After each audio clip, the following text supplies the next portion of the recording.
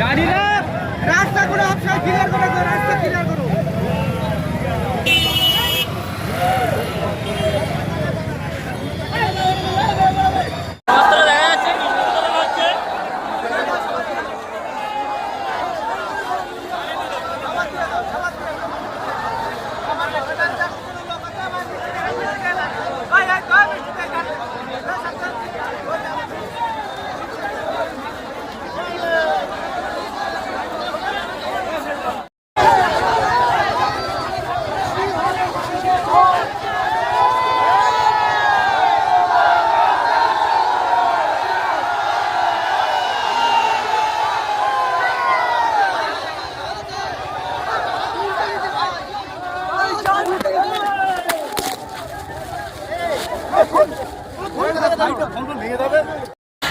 পরীক্ষা ফেলে ওই পরীক্ষা বন্ধ করার জন্য শাসক দলের একাধিক বিধায়ক থাকার বরং নওশাদ সিদ্দিকীর প্রয়োজন হয়, তাহলে নওশাদ সিদ্দিকীকে আপনারা জিতাবেন।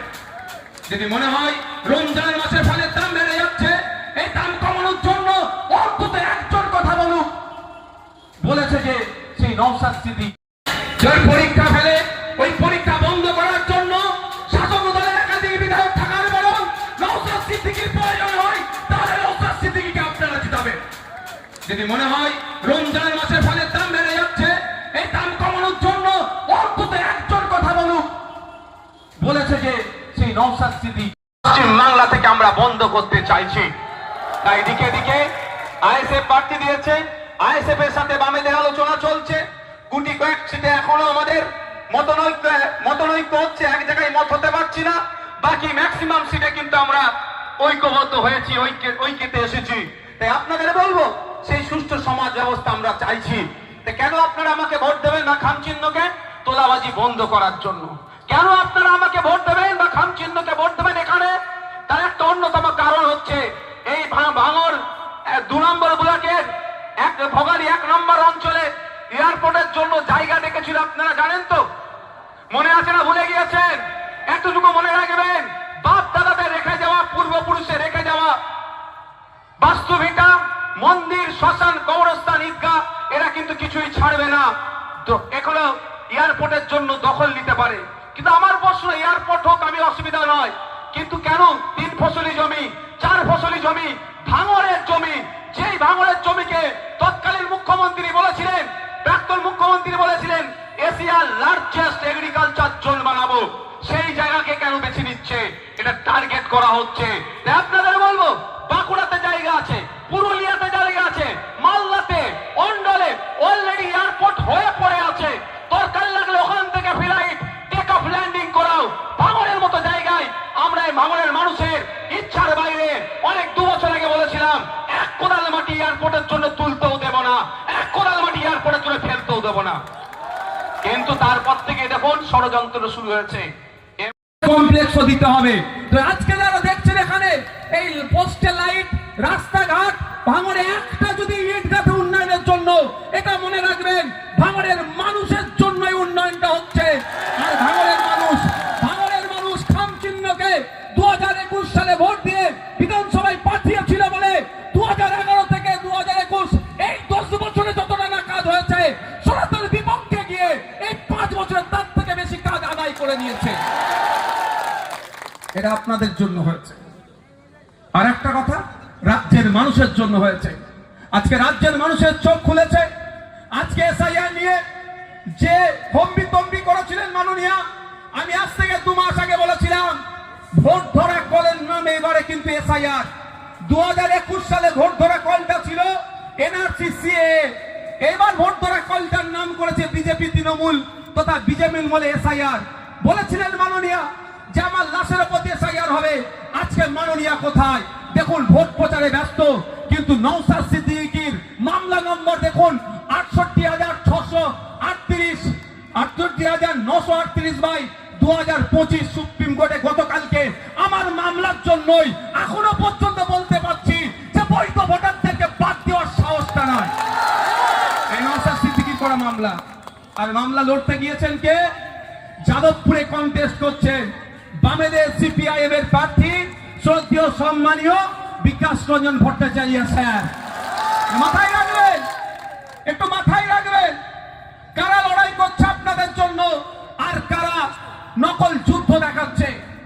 যদি সত্যিকারের যুদ্ধ বিজেপির বিরুদ্ধে তৃণমূল করত, এতক্ষণ খাট্টা ধরে শুভেন্দু অধিকারীকে জেলের মধ্যে রাখতো। কিন্তু দুর্ভাগ্য আমাদের, সারা রাজ্যের মানুষ বুঝতে পারছে না। ভাঙড়ের মানুষ কিন্তু বার্তা যেটা দিয়েছে, এবার চোখ কান তারা খুলেছে। যেখানেই যাচ্ছি ভাইজান, এবার আপনার মতো পাস করিয়ে বিধানসভায় পাঠাবো। তাই আপনাদের বলবো, আজকে 2026 কমপ্লেক্স দিতে হবে। তো আজকে যারা দেখছেন এখানে এই পোস্টাল লাইট, রাস্তাঘাট, ভাঙড়ে একটা যদি ইট গাঁথা উন্নয়নের জন্য, এটা মনে রাখবেন ভাঙড়ের মানুষের জন্যই উন্নয়নটা হচ্ছে। আর ভাঙড়ের মানুষ খাম চিহ্নকে 2021 সালে ভোট দিয়ে বিধানসভায় পাঠিয়েছিল বলে 2011 থেকে 2021 এই 10 বছরে যত টাকা কাজ হয়েছে, সরকারের বিপক্ষে গিয়ে এই 5 বছরে তার থেকে বেশি কাজ আদায় করে নিয়েছে। এটা আপনাদের জন্য হয়েছে। আর একটা কথা, রাজ্যের মানুষের জন্য হয়েছে। আজকে রাজ্যের মানুষের চোখ খুলেছে। আজকে এসআইআর নিয়ে যে হম্বিতম্বি করেছিলেন মাননীয়া, আমি আজ থেকে 2 মাস আগে বলেছিলাম ভোট ধরা কলের নামে এবারে কিন্তু এসআইআর।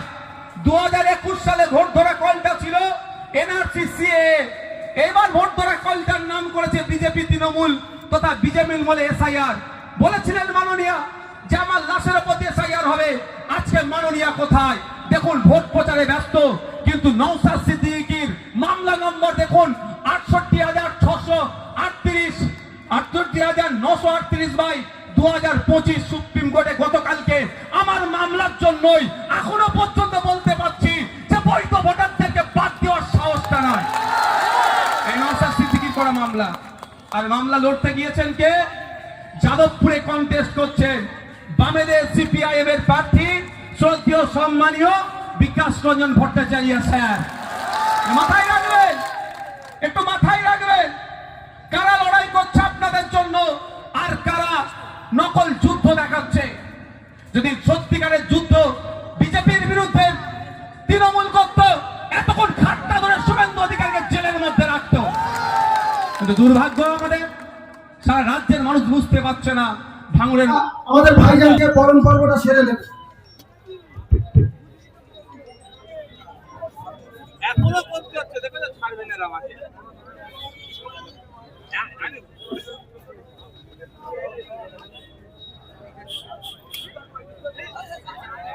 ভাইয়ান আমাদের শাইনির ব্যাপারে কিছু বলুন। শাইনের দাদাকে জিজ্ঞাসা করো আমি কতটা লড়াই করছি, সুপ্রিম কোর্ট পর্যন্ত গিয়েছি।